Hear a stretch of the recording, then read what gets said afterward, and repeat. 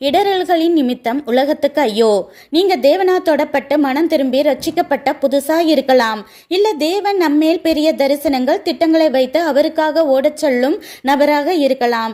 எப்படிப்பட்டவராக இருந்தாலும் நமக்கு தேவன் வைத்த வழியை விட்டு விலகி பாவத்தில் விழச் செய்து திரும்ப பிசாசின் அதிகாரத்திற்குள் நம்மை அடிமையாக்கி நரகத்தை தள்ளுவதே பிசாசின் திட்டம். இதற்காக நேரடியா பயங்கரமான உருவத்துல என் கூட வரப்போறியா இல்லையானெல்லாம் மிரட்ட மாட்டான். நாம் பழகிய ரட்சிக்கப்படாத உலக இச்சையில் இருக்கும் நபர்கள் கொண்டே தூண்டுவான்.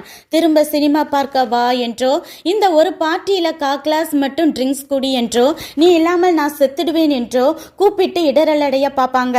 சில பேர் வீட்டில் திரும்ப சர்ச்சுக்கு போகாதே, பைபிள் வாசிக்காதே, நான் அடிச்சு ஒடுக்கி தேவனை விட்டு இடர வைக்க பார்ப்பாங்க.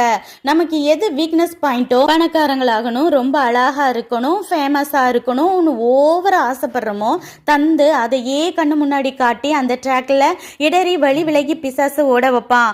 ஒரு வயது குழந்தை முதலா நடக்க ஆரம்பிக்கும் போது விழுந்து விழுந்து எந்திரிச்சு பழகிறது சகஜமே.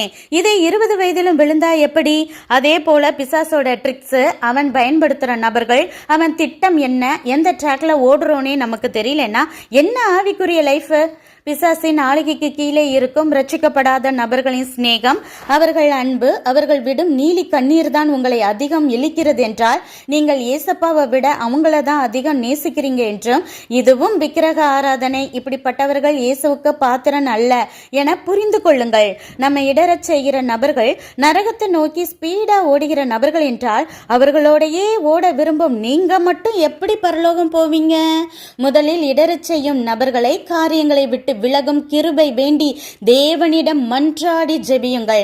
அவர் விட்டுவிட சொல்வதை வேரோடு பிடுங்கி எரிந்தால் மட்டுமே திரும்ப சரியான ட்ராக்ல ஓடி ஜெயத்துடன் ஓட்டத்தை முடிக்க முடியும்.